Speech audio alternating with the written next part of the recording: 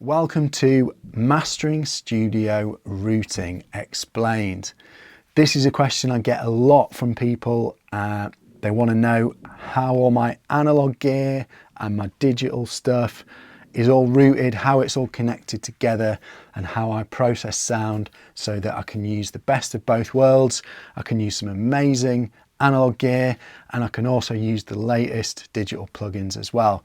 So in this video, I'm going to break down the analog routing, how signal gets out through loads of different pieces of outboard gear, and then how it goes back into the computer, and I can use all kinds of plugins before it's sent out to the analog gear, after it's sent out to the gear, and then also record different steps of that process so that anytime I need to go back to do a revision or to change something, I've got an analog capture and a digital capture. So if you want to learn about how a professional mastering studio is set up, stay tuned and I'm going to walk you through it. Let's go. So first of all, I'll give you a quick overview of my setup here, just in case you're not familiar with it already, or you haven't already seen any pictures of the gear and the studio and all that kind of stuff. So in front of me here, I've got all my analog outboard, and if I flip to a camera that I've got suspended above my head, you'll be able to see it. So here we go. This is my main outboard. I've got a big old valve compressor, EQ, clean compressor, and two more EQs. I've got my monitor controller to control my speaker volume and my headphone volume. And then I've got my mastering router up here, which is a key part of my analog section of the studio. And then I've also got over here to my side one of the key bits of being able to do this, which is my converters, and I'm using here a Lynx Hilo. So I'll just pan over to show you that. So that's just sat over here, Lynx Hilo, and I've also got another bit of outboard here. It's a Better Maker limiter. So these are pretty key as well, but I just didn't have room for them in the rack, so they're over there. Okay, so how is all this connected and how do I use it all? The main thing is the Lynx Hilo that I've showed you over there, and that's how all the audio gets in and out of the computer. So I've got the audio in the computer, and what I want to do for my setup, and because I love using analog gear, is I want to send that audio out, run it through this super high quality analog gear, and then capture it back into the computer. But I also want the ability to use some plugins before it comes out to the analog gear, and then also after it goes back into the analog gear as well. And I'll explain a bit more about that as we go on. But firstly, and I guess importantly, the thing to know is that the computer is connected to the Lynx Hilo via USB, and that's where it sends the digital signal. That's how the information gets to the Lynx Hilo, and from there there's two analog paths, or actually there's three, I should say. So it sends the audio, it converts the digital audio to an analog signal that gets sent out to my dangerous liaison mastering router, and then it goes from the dangerous liaison router back into the Lynx Hilo, again via just analog. This is just using XLR cables, and then it's converted to a digital signal again and sent back into the computer. But the clever bit is that all my outboard is attached to the dangerous liaison. So if we cut back to my sky cam or overhead cam, this is what's linked to the Lynx Hilo. So the audio is getting sent to this, and then from this it's getting sent back into the computer. And then in each of these slots up here, I can connect a piece of analog gear, and this is pretty much just like a super clever patch bay, and it's all passive, so the audio is not getting colored by anything on here, but the controls have electronics in it, so we can switch things around and do clever things like that. So I have all these bits of gear patched into here in a specific order. I have a curve bender EQ in slot 1, then I have a dangerous compressor in slot 2, then I have a great river EQ in slot 3, the undertone unfairchild in slot 4, and then the TK Liza 2 EQ, mid-side EQ in slot 5, and then last of all in slot 6 is the Better Maker limiter, which is over there on the side. And I've basically set this up because I've been working with these pieces of gear for years, and I've found my favourite way of doing things. And I've got this set up so it goes EQ, compressor, EQ, compressor, EQ, limiter. So if I had everything in order and I couldn't change anything, then I'm able to use EQ before compression and EQ after compression, and then EQ after a different type of compression. So I've kind of got a lot of bases covered there. But what's clever about this Dangerous Liaison is it has some flip buttons here. So if just at the click of a button, it'll flip slot 1 and 2 around, or 3 and 4 around, or 5 and 6 around. So you can order things differently. And it's also got these 2 rows, and this is kind of patched into itself. So it goes 1, 2, 3, 4, 5, 6, and then 6 is patched in back into another row, which is 1, 2, 3, 4, 5, 6 again. So if I switch all of these off. So for example, if I wanted number 5, slot 5, the TK, but then I wanted to put number 1 after it instead of before it, I could just go to this bottom row, click number 1, and then the audio is going along the top row, then along the bottom row and back into the computer. So I could put these earlier numbers, 1, 2, 3, down on this row, and that means 5 comes first, then 1, 2, 3, 4, for instance.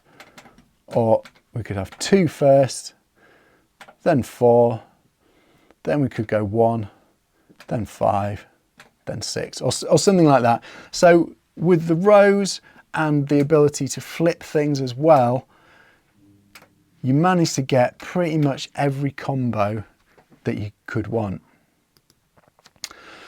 Which is really important because we're always testing stuff and we're always trying stuff, and there's never any set routing or set gear to use or set settings to use in mastering. We're always trying stuff, seeing if it works, and if it doesn't, trying something else. There's yeah, it's all about what works for the individual song, and because everyone's music is so different, the same thing won't work on, you know, different stuff. So that's how the analog stuff is routed. It's coming out of the computer, it's getting converted from a digital to an analog signal by the Lynx Helo. That's getting sent to the Dangerous Liaison router, and then all of these bits of gear, the compression and EQ and limiting, can be patched in or patched out before it's sent back into the computer. And this is super handy. I can patch things in and out at the touch of a button, and that's great for just being able to audition things. I can put a bit of EQ in and then click it in or out and just see if that's improving it or ruining it. Hopefully not ruining it, but you know, maybe it's not doing the specific track justice, or maybe it's something you're trying and you think, actually no, that doesn't work. And a really important part of this whole setup is being able to use digital plugins inside my DAW digital audio workstation to interact with the analog gear as well.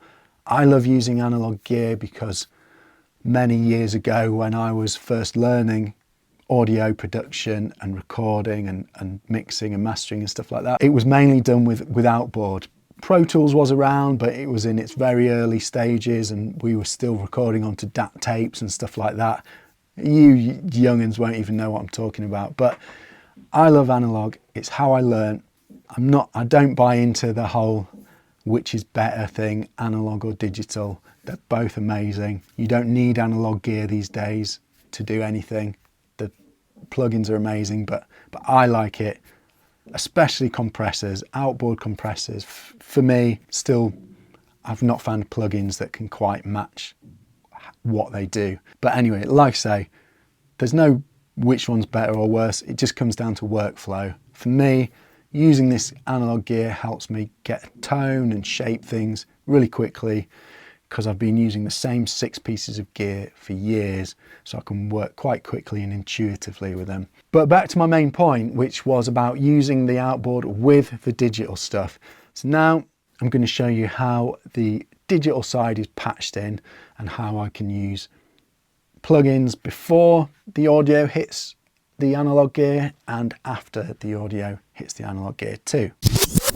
So if I transfer my screen over here to Studio One, we should see that I've got a track already loaded up here. So this is an original mix, and this is what it looks like. I'm using Studio One because I used Pro Tools for 20 odd years, and the subscription model came out, the updates were buggy, and for mastering, I'm not using loads of tracks or loads of channels. I don't really need the power that Pro Tools has, and I just kind of resent paying full price and monthly subscriptions for some software that frankly I don't use a lot. So anyway, that's by the by. Here's Studio One. So the way that I have this routed is, this is my mix that comes in, and then this gets sent out to the Lynx Hilo via, I have these, it goes out via channels 1 and 2, and then it goes through all the analog gear, like I already explained, and then it comes back into the computer on channels 3 and 4, where it's captured on this analog track here. And then I've got this set up, so I like to get the bulk of the tone and the kind of the overall general sound that I want from the master from the analog gear, but I don't often get it too hot or too loud necessarily with the analog stuff. So what I do is capture what I do with the analog gear back into the computer, and then I add some transparent clipping and limiting on top of that to get a louder master that's more suitable for streaming and CDs. So I'm going to set this going, and I'll show you how it works, and this will help you get your head around it too. So if I hit capture, this will be capturing now.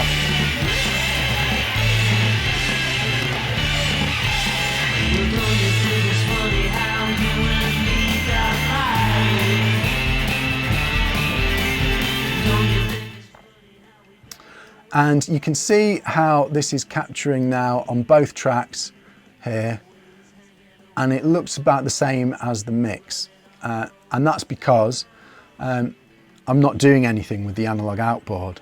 But if I patch in, say, compressor and add a couple of dB of gain, you can hear that getting louder.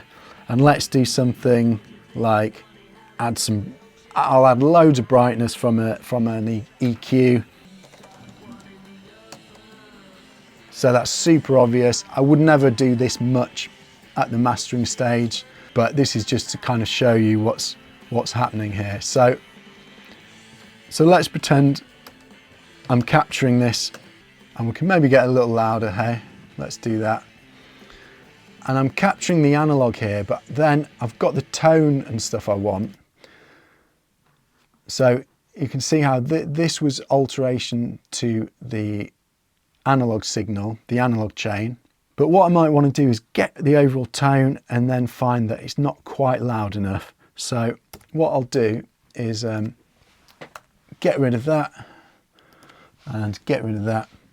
And then we'll go back to the start.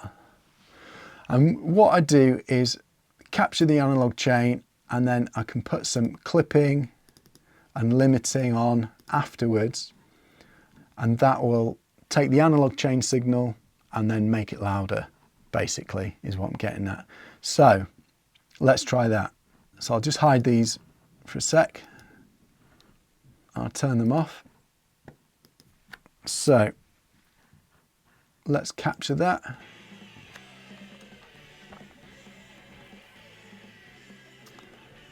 So you can see how it's getting a little louder on there. Let's push it a little bit so it's obvious what we're doing. Now what I'm going to do is add some clipping and limiting on to the analog signal. And what you'll see is that the analog track is staying the same, but the digital capture is getting louder. And that's what we want. So here's the limiting. It's kind of just shaving a little bit off. So let's push that up a little bit. So we're doing a little bit of limiting, taking off some peaks, and you can see how that waveform is getting a bit squared off now. But the analog waveform is staying the same because this track is only recording the analog outboard.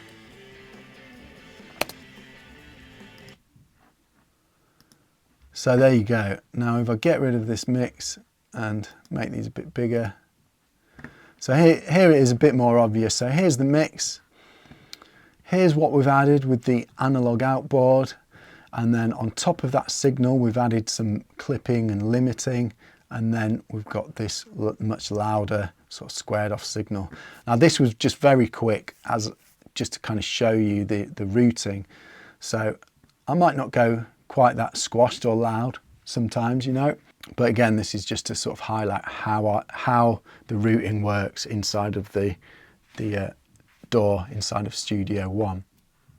So I hope you've kind of got your head around that, and that's helped to explain what I'm doing there. So we've got the original mix, the analog capture, and then as that's being captured, I'm adding plugins on top of that, which aren't being captured on the analog track, on the analog channel inside the Studio One. They're being captured on the subsequent track. So like I say, this is really good for me. I get the tone that I like from the outboard, I get some dynamic control, I get the outboard EQs that I like, and then I go back into the computer, and depending on the genre and depending on the kind of what the track needs, I might go quite hot back into the computer, and that might be a kind of nearly finished master in itself. Or sometimes I really like what the analog outboard is doing by not doing too much, just adding some subtle sort of flavor to it. So I might go back into the computer at a fairly conservative level, and in that case then I've got that more sort of transparent clipping and limiting that I can add on top to get the loudness that people kind of expect from modern streaming and CD masters now. And there's one thing that I haven't talked about yet, and that is being able to do some processing on the mix before it even comes out to the analog outboard. So let's have a look at that. So here we go with a digital EQ, and this is working on just the mix before it goes out to the outboard. So if there was anything that I didn't like, I could take this and sort of pull something down. Could pull the sharpness down a little bit, the brightness, or I could add with this. Typically I add with my outboard because I prefer it, but if there's anything really narrow or if there's anything really super specific that I want to take out, then I might do it with this, with an EQ on the mix. Especially when it comes to reductive stuff, having an EQ plugin on the mix is really handy and really important, because if there's any frequencies present that we don't like, anything muddy or anything too sibilant or harsh, then we don't want to exacerbate that and add to that by running it through a load of tubes or transformers, which will add harmonic content to the signal. So it's always best to pull stuff out that you don't like as the very first job. So I've talked about this in other videos, but typically I do any reductive stuff as my first job, and that's how I'd do it. I'd use an EQ on that mix channel, pull out the offending frequency, then it would come out to the analog, and then it's not going to get thickened or exacerbated by all the analog stuff. There's also lots of different tools. We can do some de-essing, say, with a plugin. Like I said, EQing. I have an elliptical EQ plugin for vinyl mastering as well. So there's a few tools that I kind of have on here as a bit of a template that I use quite often, that are handy to have. And likewise, there's a couple of my sort of loudness plugins as well that I always load up, especially like this DMG Limitless. It's quite transparent, and like I've said now probably a couple of times, I like to get the tone, I like to get the overall sound with the analog, and when the signal comes back in, really the limiting and clipping and stuff I'm doing is more transparent, unless it really is a genre that wants a more aggressive, louder sound, and it actually wants that thing. For me, L2 Fab Filter Pro L2 has a bit of a sound to it, so for more modern genres, I like to use that. Obviously, this track's a bit of a 60s psych thing, so doesn't want to be too squashed, doesn't really want anything too sort of modern sounding. I just want a clean, transparent limiter, because I'm already running it through some, Fairchild, a Curve Bender, loads of great 60s style gear anyway, so I've got the tone I want already. So there you go, that's how I route my analog based mastering studio, and it allows me to use the best of both worlds. Loads of great analog outboard for tone and giving a bit of vibe and colour and sound to stuff, and then I also get to use all the great digital plugins, super modern stuff, super clever plugins and software as well, alongside this great outboard. And depending on what the song needs, depending on the genre, depending on how loud the client wants the track, I might use plugins a little bit more, or I might use the analog a little bit more, or just both equally. It really just depends on what the song is, what the song needs. But luckily I have access to both, so I've got plenty of options. And like I said, I love using the outboard, as well as the sound and the quality. It takes away some of the decision fatigue which can come with plugins. If you've got loads of plugins, loads of settings, where if I look at an EQ, for instance, let's go back to our overhead. One of these EQs, let's look at an EQ point here. We have, let's think about low end.